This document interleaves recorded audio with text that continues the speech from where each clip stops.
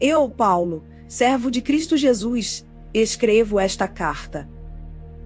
Deus me chamou e me separou para ser seu apóstolo, a fim de que eu anuncie a boa notícia do Evangelho de Deus. Há muito tempo essa boa notícia foi prometida por Deus, por meio dos seus profetas e escrita nas Escrituras Sagradas. Ela fala a respeito do Filho de Deus, o nosso Senhor Jesus Cristo, o qual, como ser humano, foi descendente do rei Davi. E, quanto à sua santidade divina, a sua ressurreição provou, com grande poder, que ele é o Filho de Deus. Por meio de Cristo, Deus me deu a honra de ser apóstolo no serviço de Cristo para levar pessoas de todas as nações a crerem em Cristo e a serem obedientes a Ele. Entre essas pessoas estão vocês que moram em Roma, a quem Deus tem chamado para pertencerem a Jesus Cristo. Por isso eu escrevo a todos vocês que estão em Roma, todos vocês a quem Deus ama e a quem tem chamado para serem o seu próprio povo. Que a graça e a paz de Deus,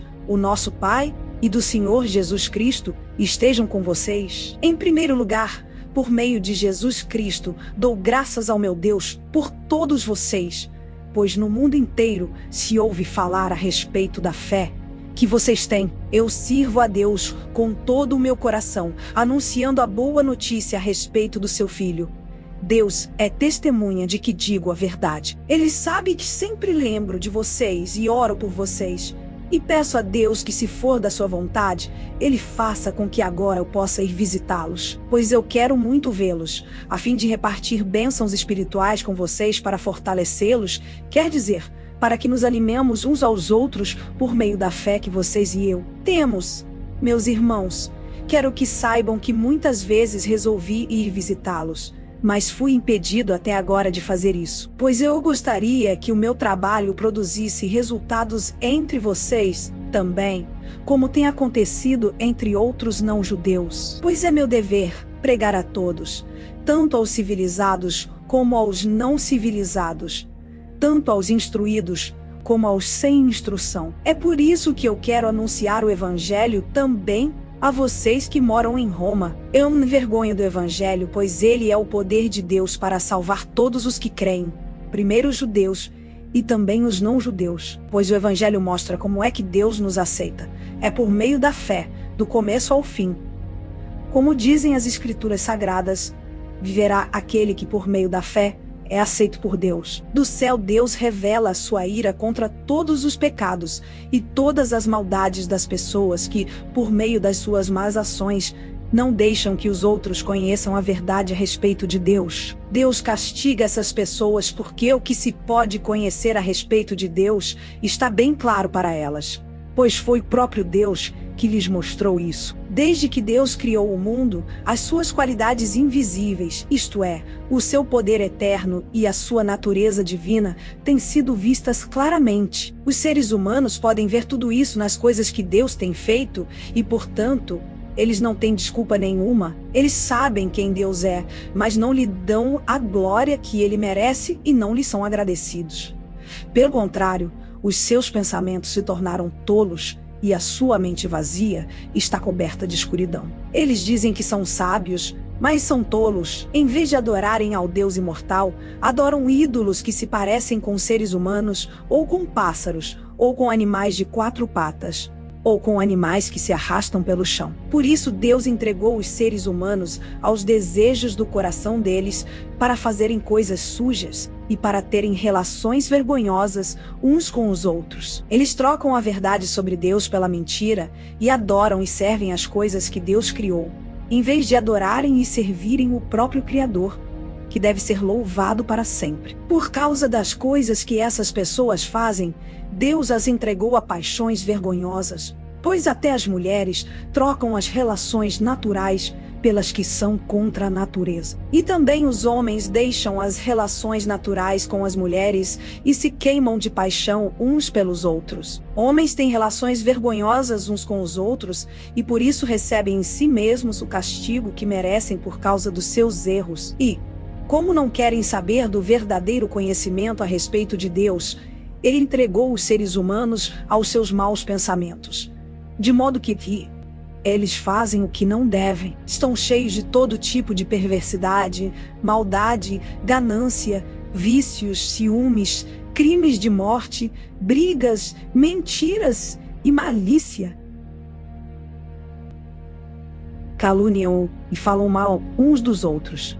Têm ódio de Deus e são atrevidos, orgulhosos e vaidosos, inventam maneiras de fazer o mal, desobedecem aos pais, são imorais, não cumprem a palavra, não têm amor por ninguém e não têm pena dos outros. Eles sabem que o mandamento de Deus diz que aqueles que fazem essas coisas merecem a morte, mas mesmo assim continuam a fazê-las e, pior ainda, aprovam os que fazem as mesmas coisas que eles fazem. Meu amigo, não importa quem você seja, você não tem desculpa quando julga os outros. Pois quando você os julga, mas faz as mesmas coisas que eles fazem, você está condenando a você mesmo. Nós sabemos que Deus é justo quando condena os que fazem essas coisas, mas você, que faz as mesmas coisas que condena nos outros, será que você pensa que escapará do julgamento de Deus? Ou será que você despreza a grande bondade, a tolerância e a paciência de Deus? Você sabe muito bem que Ele é bom e que quer fazer com que você mude de vida, mas o seu coração é duro e teimoso. Por isso, você está aumentando ainda mais o castigo que vai sofrer no dia em que forem revelados a ira e os julgamentos justos de Deus, pois Ele recompensará cada um de acordo com o que fez. Deus dará a vida eterna às pessoas que perseveram em fazer o bem e buscam a glória, a honra e a vida imortal. Mas fará cair a sua ira e o seu castigo sobre os egoístas, e sobre os que rejeitam o que é justo a fim de seguir o que é mal. Haverá sofrimentos e aflições para todos os que fazem o mal, primeiro para os judeus, e também para os não-judeus. Mas Deus dará glória, honra e paz a todos os que fazem o bem, primeiro aos judeus e também aos não-judeus. Pois Ele trata a todos com igualdade. Todos aqueles que pecam sem conhecer a lei de Deus se perderão sem essa lei. Mas todos aqueles que pecam conhecendo a lei serão julgados por ela. Porque as pessoas que Deus aceita não são aquelas que somente ouvem a lei, mas aquelas que fazem o que a lei manda. Os não-judeus não têm a lei, mas, quando fazem pela sua própria vontade o que a lei manda, eles são a sua própria lei, embora não tenham a lei. Eles mostram, pela sua maneira de agir, que têm a lei escrita no seu coração. A própria consciência deles mostra que isso é verdade, e os seus pensamentos, que às vezes os acusam e às vezes os defendem, também mostram isso. E de acordo com o evangelho que eu anuncio, assim será naquele dia em que Deus, por meio de Cristo Jesus, julgará os pensamentos secretos de todas as pessoas. O que dizer de você? Você diz que é judeu, confia na lei e se orgulha do Deus que você adora. Você sabe o que Deus quer que você faça e aprende na lei a escolher o que é certo. Você tem a certeza de que é guia dos cegos, luz para os que estão na escuridão, orientador dos que não têm instrução e professor dos jovens. Você está certo de que encontra na lei a apresentação completa do conhecimento e da verdade. Você, que ensina os outros, por que é que não ensina a você mesmo? Se afirma que não se deve roubar, por que é que você mesmo rouba? Se você diz que não se deve cometer adultério, por que é que você mesmo comete adultério? Você odeia os ídolos, mas rouba as coisas dos templos. Você se orgulha de ter a lei de Deus, mas você é uma vergonha para Deus porque desobedece à sua lei. Pois as Escrituras Sagradas dizem: os não-judeus falam mal de Deus por causa de vocês, os judeus. A circuncisão tem valor se você, que é judeu, obedecer à lei. Porém, se não obedecer, é como se você não tivesse sido circuncidado. E se um homem que não foi circuncidado obedecer aos mandamentos da lei, Deus o tratará como se ele fosse circuncidado. Assim vocês, judeus, serão condenados pelos não-judeus, pois vocês desobedecem à lei, apesar de terem essa lei escrita e de serem circuncidados, enquanto que os não-judeus obedecem à lei, embora não sejam circuncidados. Portanto, eu pergunto: Quem é judeu de fato e circuncidado de verdade? É claro que não é aquele que é judeu somente por fora e circuncidado só no corpo. Pelo contrário, o verdadeiro judeu é aquele que é judeu por dentro, aquele que tem o coração circuncidado. E isso é uma coisa que o Espírito de Deus faz e que a lei escrita não pode fazer. E o louvor que essa pessoa recebe não vem de seres humanos, mas vem de Deus. Então, qual é a vantagem de ser judeu? Será que ser circuncidado tem algum valor? Tem, sim, e de muitas maneiras. E a primeira vantagem é que Deus entregou a sua mensagem aos cuidados dos judeus. Mas, se alguns não foram fiéis, será que por isso Deus vai ser infiel? De modo nenhum. Que Deus continue a ser verdadeiro, mesmo que todas as pessoas sejam mentirosas. Como dizem as Escrituras sagradas a respeito dele. Que fique provado que tu tens razão quando falas e que sejas vencedor quando fores julgado. Mas, se as injustiças que cometemos servem para mostrar que Deus age com justiça, o que é que podemos dizer? Que Deus é injusto quando nos castiga. Eu falo aqui como as pessoas costumam falar. Oh, é claro que não. Se Deus não fosse justo, como poderia julgar o mundo? Mas digamos que a minha mentira faz com que a verdade de Deus fique mais clara, aumentando assim a glória dele. Nesse caso, por que é que devo ainda ser condenado como pecador? Então, por que não dizer? Façamos o mal para que desse mal venha o bem. Na verdade, alguns têm me caluniado, dizendo que eu afirmo isso. Porém, eles serão condenados como merecem. Então será que nós, os judeus, estamos em melhor situação do que os não-judeus? De modo nenhum. Já mostrei que todos, judeus e não-judeus, estão debaixo do poder do pecado. Como dizem as Escrituras Sagradas, não há uma só pessoa que faça o que é certo. Não há ninguém que tenha juízo. Não há ninguém que adore a Deus. Todos se desviaram do caminho certo. Todos se perderam. Não há mais ninguém que faça o bem, não há ninguém mesmo. Todos mentem e enganam sem parar. Da língua deles saem mentiras perversas, e dos seus lábios saem palavras de morte, como se fossem veneno de cobra. A boca deles está cheia de terríveis maldições. Eles se apressam para matar, por onde passam, deixam a destruição e a desgraça. Não conhecem o caminho da paz e não aprenderam a temer a Deus. Nós sabemos que tudo o que a lei diz é dito para os que vivem debaixo da lei. Isso a fim de que todos parem de se justificar e a fim de que todas as pessoas do mundo fiquem debaixo do julgamento de Deus. Pois ninguém é aceito por Deus por fazer o que a lei manda, porque a lei faz com que as pessoas saibam que são pecadoras. Mas agora Deus já mostrou que o meio pelo qual ele aceita as pessoas não tem nada a ver com lei. A lei de Moisés e os profetas dão testemunho do seguinte: Deus aceita as pessoas por meio da fé que elas têm em Jesus Cristo. É assim que ele trata todos os que creem, pois não existe nenhuma diferença entre as pessoas. Todos pecaram e estão afastados da presença gloriosa de Deus. Mas, pela sua graça e sem exigir nada, Deus aceita todos por meio de Cristo Jesus que os salva. Deus ofereceu Cristo como sacrifício para que, pela sua morte na cruz, Cristo se tornasse o meio de as pessoas receberem o perdão dos seus pecados, pela fé nele. Deus quis mostrar com isso que ele é justo. No passado, ele foi paciente e não castigou as pessoas por causa dos seus pecados. Mas agora, pelo sacrifício de Cristo, Deus mostra que é justo. Assim ele é justo e aceita os que creem em Jesus. Será que temos motivo para ficarmos orgulhosos? De modo nenhum. E por que não? Será que é porque obedecemos à lei?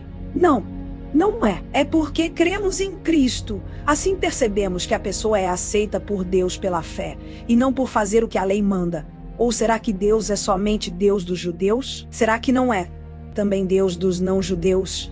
Claro que é.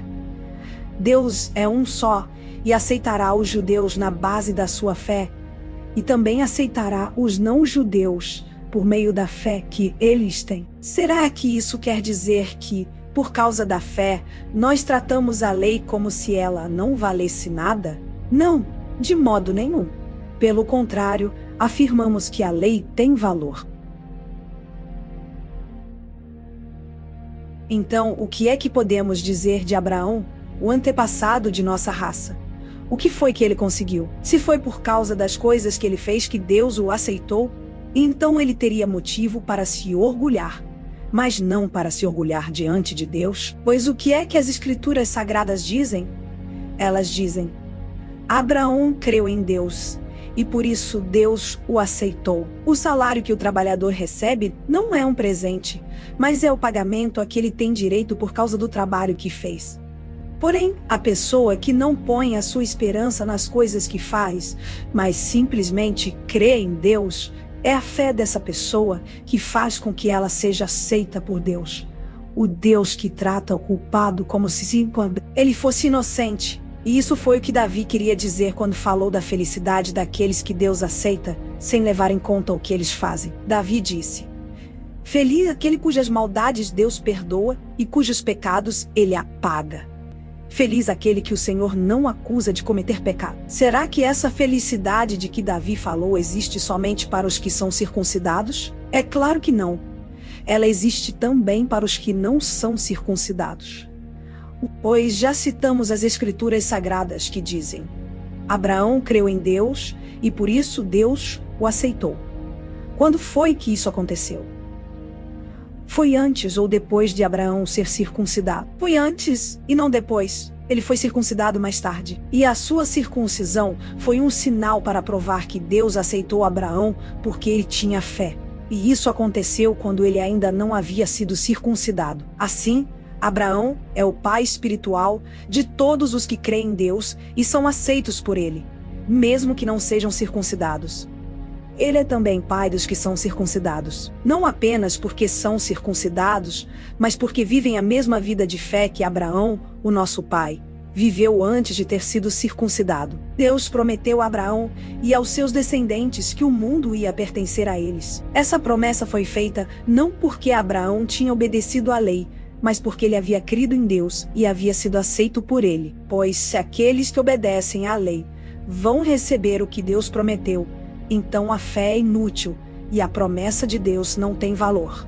Pois a lei traz o castigo de Deus. Mas, onde não existe lei, também não existe desobediência à lei. Portanto, a promessa de Deus depende da fé, a fim de que a promessa seja garantida como presente de Deus a todos os descendentes de Abraão. Ela não é somente para os que obedecem à lei, mas também para os que creem em Deus como Abraão creu, pois ele é o pai espiritual de todos nós. Como dizem as Escrituras Sagradas: Eu fiz de você o pai de muitas nações. Assim a promessa depende de Deus, em quem Abraão creu, o Deus que ressuscita os mortos e faz com que exista o que não existia. Abraão teve fé e esperança, mesmo quando não havia motivo para ter esperança, e por isso ele se tornou o pai de muitas nações. Como dizem as Escrituras, os seus descendentes serão muitos. Abraão tinha quase 100 anos. Mas, mesmo quando ele pensou a respeito do seu corpo, que já estava como morto, ou quando lembrou que Sara não podia ter filhos, a sua fé não enfraqueceu. Abraão não perdeu a fé, nem duvidou da promessa de Deus. A sua fé o encheu de poder, e ele louvou a Deus porque tinha toda a certeza de que Deus podia fazer o que havia prometido. Por isso Abraão, por meio da fé, foi aceito por Deus. As palavras "foi aceito" não falam somente dele. Falam também de nós que seremos aceitos, nós os que cremos em Deus, o qual ressuscitou Jesus, o nosso Senhor. Jesus foi entregue para morrer por causa dos nossos pecados e foi ressuscitado a fim de que nós fôssemos aceitos por Deus.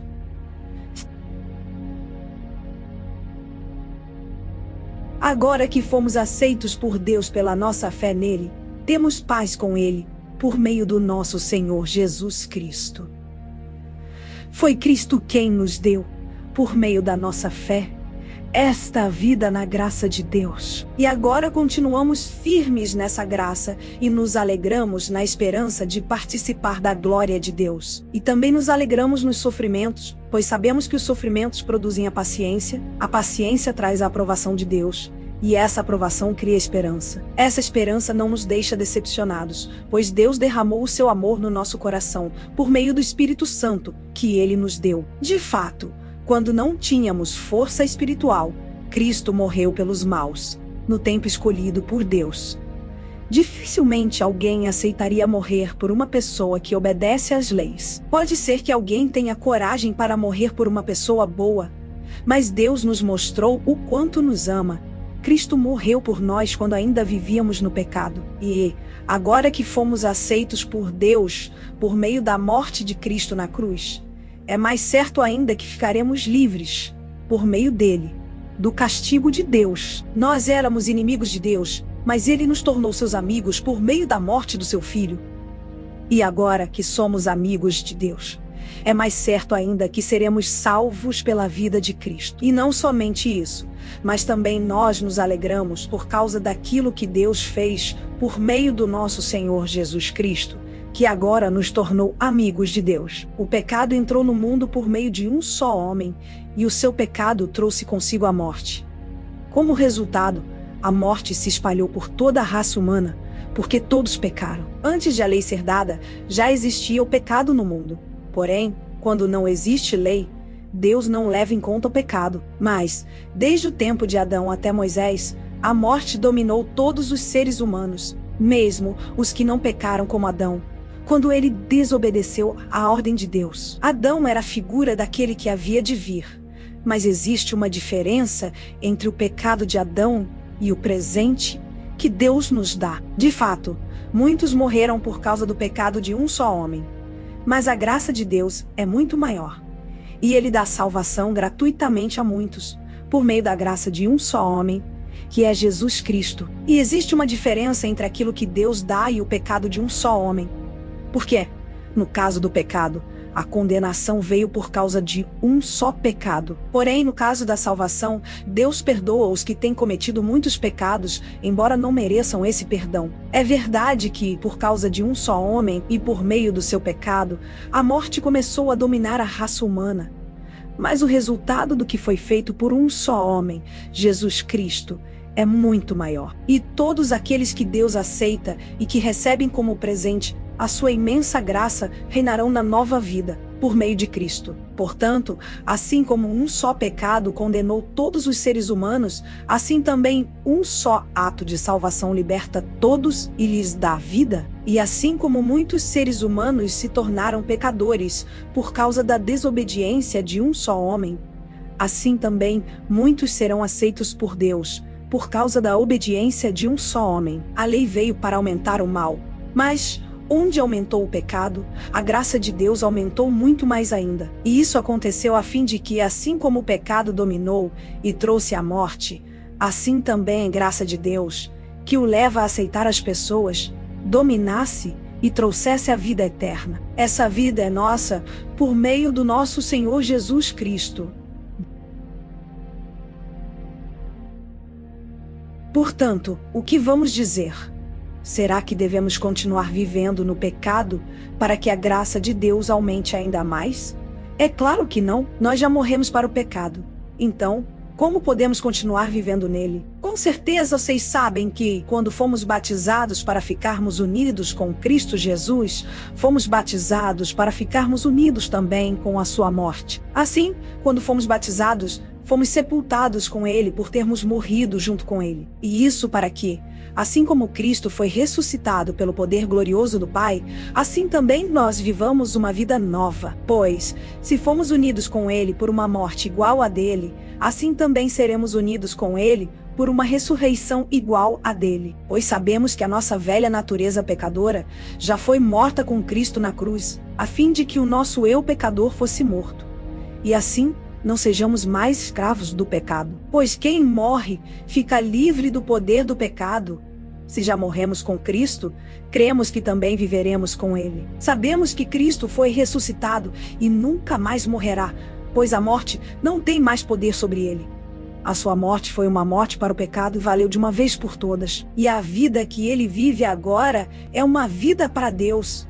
Assim também vocês devem se considerar mortos para o pecado, Mas, por estarem unidos com Cristo Jesus, devem se considerar vivos para Deus. Portanto, não deixem que o pecado domine o corpo mortal de vocês e faça com que vocês obedeçam aos desejos pecaminosos da natureza humana, e também não entreguem nenhuma parte do corpo de vocês ao pecado para que ele a use a fim de fazer o que é mal. Pelo contrário, como pessoas que foram trazidas da morte para a vida, entreguem-se completamente a Deus, para que Ele use vocês a fim de fazerem o que é direito. O pecado não dominará vocês, pois vocês não são mais controlados pela lei, mas pela graça de Deus.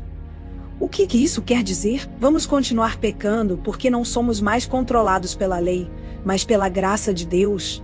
É claro que não, pois vocês sabem muito bem que, quando se entregam a alguma pessoa para serem escravos dela, são, de fato, escravos dessa pessoa a quem vocês obedecem. Assim sendo, vocês podem obedecer ao pecado, que produz a morte, ou podem obedecer a Deus e ser aceitos por Ele. Mas damos graças a Deus, porque vocês, que antes eram escravos do pecado, agora já obedecem de todo o coração às verdades que estão nos ensinamentos que receberam. Vocês foram libertados do pecado e se tornaram escravos de Deus para fazer o que é direito. Falo com palavras bem simples, porque vocês ainda são fracos. No passado, vocês se entregaram inteiramente como escravos da imoralidade e da maldade para servir o mal. Entreguem-se agora inteiramente como escravos daquilo que é direito para viver uma vida dedicada a Deus. Quando eram escravos do pecado, vocês não faziam o que é direito. Porém, o que é que vocês receberam de bom quando faziam aquelas coisas de que agora têm vergonha? Pois o resultado de tudo aquilo é a morte. Mas agora vocês foram libertados do pecado e são escravos de Deus. Com isso vocês ganham uma vida completamente dedicada a Ele. E o resultado é que vocês terão a vida eterna. Pois o salário do pecado é a morte, mas o presente gratuito de Deus é a vida eterna, que temos em união com Cristo Jesus, o nosso Senhor.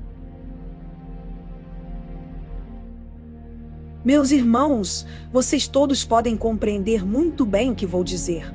Vocês conhecem as leis e sabem que elas só têm poder sobre uma pessoa enquanto essa pessoa está viva. Por exemplo, a mulher casada está ligada pela lei ao marido enquanto ele estiver vivo. Mas se ele morrer, ela estará livre da lei que a liga ao marido. De modo que, se ela viver com outro homem enquanto o marido estiver vivo, ela será chamada de adúltera. Mas, se o marido morrer, ela estará legalmente livre e não cometerá adultério se casar com outro homem. O mesmo acontece com vocês, meus irmãos. Do ponto de vista da lei, vocês também já morreram, pois são parte do corpo de Cristo. E agora pertencem a Ele, que foi ressuscitado, para que nós possamos viver uma vida útil no serviço de Deus. Pois, quando vivíamos de acordo com a nossa natureza humana, os maus desejos despertados pela lei agiam em todo o nosso ser e nos levavam para a morte. Porém, agora estamos livres da lei, porque já morremos para aquilo que nos mantinha prisioneiros. Por isso somos livres para servir a Deus não da maneira antiga, obedecendo à lei escrita, mas da maneira nova, obedecendo ao Espírito de Deus. O que vamos dizer então? Que a própria lei é pecado? É claro que não. Mas foi a lei que me fez saber o que é pecado. Pois eu não saberia o que é a cobiça, se a lei não tivesse dito: não cobice. Porém o pecado se aproveitou dessa lei para despertar em mim todo tipo de cobiça. Porque, se não existe a lei, o pecado é uma coisa morta. Pois houve um tempo em que eu não conhecia a lei e estava vivo. Mas, quando fiquei conhecendo o mandamento, o pecado começou a viver, e eu morri, e o próprio mandamento que me devia trazer a vida me trouxe a morte, porque o pecado, aproveitando a oportunidade dada pelo mandamento, me enganou, e por meio do mandamento, me matou. Assim, a lei vem de Deus, e o mandamento também vem de Deus. Diz o que é certo e é bom. Então, será que o que é bom me levou à morte? É claro que não. Foi o pecado que fez isso. Pois o pecado, usando o que é bom, me trouxe a morte, para que ficasse bem claro aquilo que o pecado realmente é. E assim, por meio do mandamento, o pecado se mostrou mais terrível ainda. Sabemos que a lei é divina, mas eu sou humano e fraco e fui vendido ao pecado para ser seu escravo. Eu não entendo o que faço, pois não faço o que gostaria de fazer. Pelo contrário, faço justamente aquilo que odeio. Se faço o que não quero, isso prova que reconheço que a lei diz o que é certo. E isso mostra que, de fato, já não sou eu quem faz isso, mas o pecado que vive em mim é que faz. Pois eu sei que aquilo que é bom não vive em mim, isto é, na minha natureza humana. Porque, mesmo tendo dentro de mim a vontade de fazer o bem, eu não consigo fazê-lo. Pois não faço o bem que quero, mas justamente o mal que não quero fazer é que eu faço. Mas, se faço o que não quero, já não sou eu quem faz isso, mas o pecado que vive em mim é que faz. Assim eu sei que o que acontece comigo é isto. Quando quero fazer o que é bom, só consigo fazer o que é mal. Dentro de mim, eu sei que gosto da lei de Deus, mas vejo uma lei diferente agindo naquilo que faço, uma lei que luta contra aquela que a minha mente aprova. Ela me torna prisioneiro da lei do pecado que age no meu corpo. Como sou infeliz! Quem me livrará deste corpo que me leva para a morte? Que Deus seja louvado, pois Ele fará isso por meio do nosso Senhor Jesus Cristo. Portanto, esta é a minha situação. No meu pensamento, eu sirvo a lei de Deus, mas na prática sirvo a lei do pecado. Agora já não existe nenhuma condenação para as pessoas que estão unidas com Cristo Jesus, pois a lei do Espírito de Deus, que nos trouxe vida por estarmos unidos com Cristo Jesus, livrou você da lei do pecado e da morte. Deus fez o que a lei não pôde fazer, porque a natureza humana era fraca. Deus condenou o pecado na natureza humana, enviando o seu próprio Filho, que veio na forma da nossa natureza pecaminosa, a fim de acabar com o pecado. Deus fez isso para que as ordens justas da lei pudessem ser completamente cumpridas por nós, que vivemos de acordo com o Espírito de Deus e não de acordo com a natureza humana. Porque as pessoas que vivem de acordo com a natureza humana têm a sua mente controlada por essa mesma natureza, mas as que vivem de acordo com o Espírito de Deus têm a sua mente controlada pelo Espírito. As pessoas que têm a mente controlada pela natureza humana acabarão morrendo espiritualmente, mas as que têm a mente controlada pelo Espírito de Deus terão a vida eterna e a paz. Por isso as pessoas que têm a mente controlada pela natureza humana se tornam inimigas de Deus, pois não obedecem à lei de Deus, e de fato, não podem obedecer a ela. As pessoas que vivem de acordo com a sua natureza humana não podem agradar a Deus. Vocês, porém, não vivem como manda a natureza humana, mas como o Espírito de Deus quer, se é que o Espírito de Deus vive realmente em vocês. Quem não tem o Espírito de Cristo não pertence a Ele. Mas, se Cristo vive em vocês, então, embora o corpo de vocês vá morrer por causa do pecado, o Espírito de Deus é vida para vocês, porque vocês foram aceitos por Deus. Se em vocês vive o Espírito daquele que ressuscitou Jesus, então aquele que ressuscitou Jesus Cristo dará também vida ao corpo mortal de vocês por meio do seu Espírito, que vive em vocês. Portanto, meus irmãos, nós temos uma obrigação, que é a de não vivermos de acordo com a nossa natureza humana. Por quê? Se vocês viverem de acordo com a natureza humana, vocês morrerão espiritualmente. Mas, se pelo Espírito de Deus vocês matarem as suas ações pecaminosas, vocês viverão espiritualmente, pois aqueles que são guiados pelo Espírito de Deus são filhos de Deus. Porque o Espírito que vocês receberam de Deus não torna vocês escravos e não faz com que tenham medo. Pelo contrário, o Espírito torna vocês filhos de Deus. E pelo poder do Espírito dizemos com fervor a Deus: Pai, meu Pai. O Espírito de Deus se une com o nosso espírito para afirmar que somos filhos de Deus. Nós somos seus filhos, e por isso receberemos as bênçãos que Ele guarda para o seu povo. E também receberemos com Cristo aquilo que Deus tem guardado para Ele. Porque, se tomamos parte nos sofrimentos de Cristo, também tomaremos parte na sua glória. Eu penso que o que sofremos durante a nossa vida não pode ser comparado, de modo nenhum, com a glória que nos será revelada no futuro. O universo todo espera com muita impaciência o momento em que Deus vai revelar o que os seus filhos realmente são. Pois o universo se tornou inútil, não pela sua própria vontade, mas porque Deus quis que fosse assim. Porém, existe esta esperança. Um dia o próprio universo ficará livre do poder destruidor que o mantém escravo e tomará parte na gloriosa liberdade dos filhos de Deus. Pois sabemos que até agora o universo todo geme e sofre como uma mulher que está em trabalho de parto. E não somente o universo, mas nós, que temos o Espírito Santo como o primeiro presente que recebemos de Deus, nós também gememos dentro de nós mesmos, enquanto esperamos que Deus faça com que sejamos seus filhos e nos liberte completamente. Pois foi por meio da esperança que fomos salvos. Mas, se já estamos vendo aquilo que esperamos, então isso não é mais uma esperança. Pois quem é que fica esperando por alguma coisa que está vendo? Porém, se estamos esperando alguma coisa que ainda não podemos ver, então, esperamos com paciência.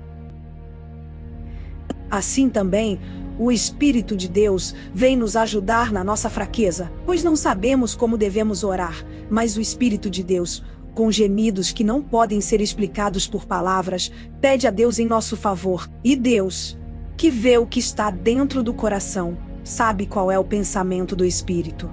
Porque o Espírito pede em favor do povo de Deus e pede de acordo com a vontade de Deus. Pois sabemos que todas as coisas trabalham juntas para o bem daqueles que amam a Deus, daqueles a quem chamou de acordo com o seu plano. Porque aqueles que já tinham sido escolhidos por Deus, Ele também separou a fim de se tornarem parecidos com o seu Filho. Ele fez isso para que o Filho fosse o primeiro entre muitos irmãos. Assim Deus chamou os que havia separado. Não somente os chamou, mas também os aceitou. E não somente os aceitou, mas também repartiu a sua glória com eles. Diante de tudo isso, o que mais podemos dizer? Se Deus está do nosso lado, quem poderá nos vencer? Ninguém, porque Ele nem mesmo deixou de entregar o próprio Filho, mas o ofereceu por todos nós. Se Ele nos deu o seu Filho, será que não nos dará também todas as coisas? Quem acusará aqueles que Deus escolheu? Ninguém, porque o próprio Deus declara que eles não são culpados.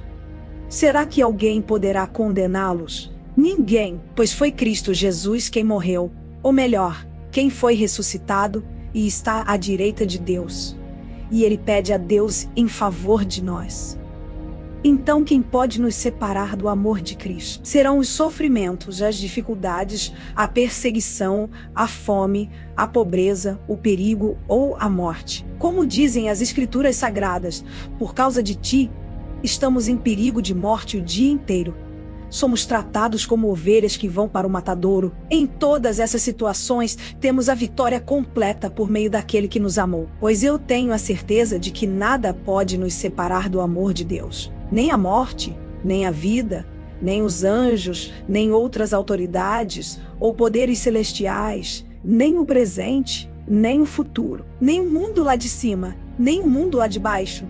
Em todo o universo não há nada que possa nos separar do amor de Deus, que é nosso por meio de Cristo Jesus, o nosso Senhor.